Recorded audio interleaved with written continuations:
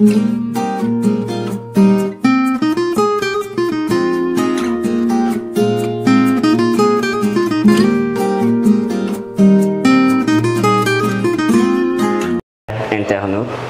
Aujourd'hui, nous sommes en entretien avec la gérante du cabinet Edivet Urgence qui se situe à Cyprès 1. Docteur, pouvez-vous faire votre présentation?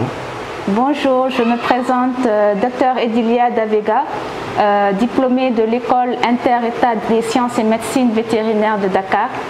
Je suis aussi membre du conseil de l'ordre des docteurs vétérinaires du Sénégal et membre actif dans la lutte contre les résistances aux antimicrobiens dans le concept One Health.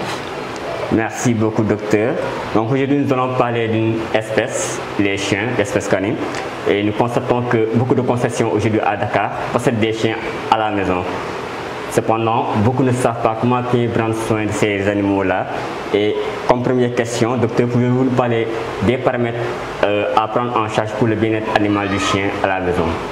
Déjà, quand nous parlons de bien-être chez les animaux, cela sous-entend le confort de l'animal. Donc, les principaux paramètres, ce serait déjà l'espace, s'assurer d'avoir l'espace adéquat pour recevoir l'animal chez soi, s'assurer d'avoir les moyens financiers pour assurer l'alimentation, une bonne alimentation à l'animal, mais aussi les soins, le suivi chez le vétérinaire. Donc ce sont des paramètres importants que le propriétaire doit prendre en charge, doit prendre en compte avant d'adopter un chien à la maison. Merci beaucoup, docteur. Donc, parlant de soins et d'aller chez le vétérinaire, pouvez-vous nous dire quand est-ce qu'un chien doit être amené chez son vétérinaire? Le chien doit être amené chez le vétérinaire dès son acquisition.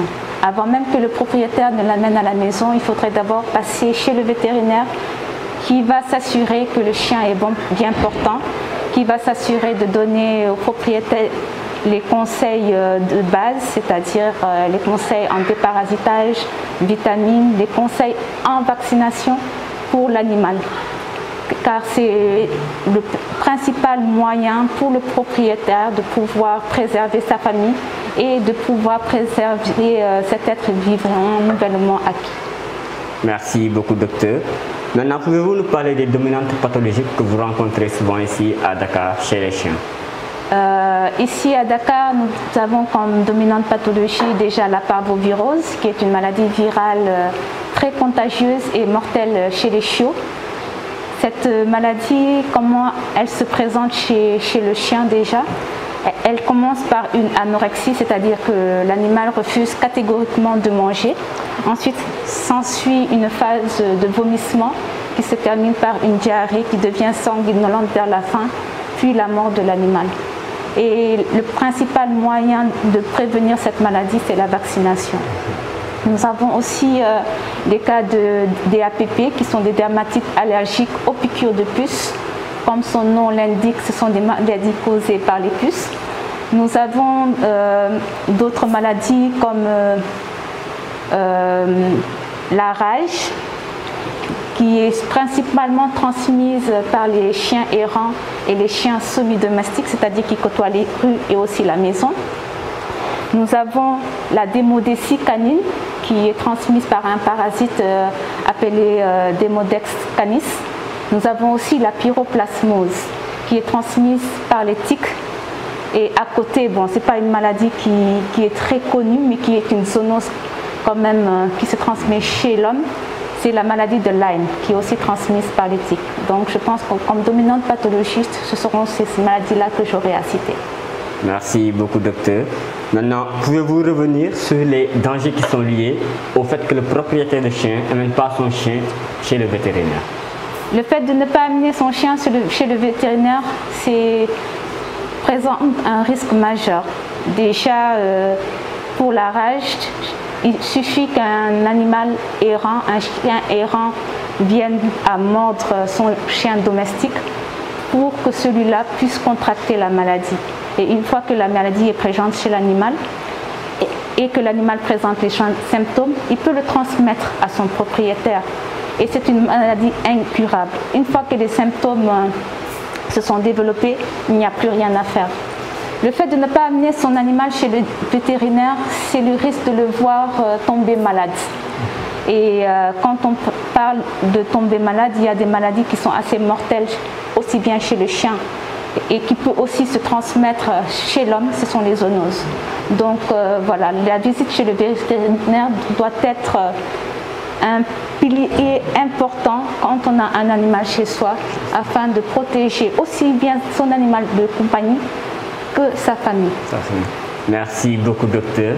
Maintenant, pour ceux-là qui nous suivent et qui possèdent un chien chez eux, docteur, quel conseil donneriez-vous à ces internautes? Pour toute personne possédant un chien chez soi, je conseillerais déjà de s'assurer que la personne qui rend visite à votre animal, si c'est pour un soin à domicile, soit réellement du milieu.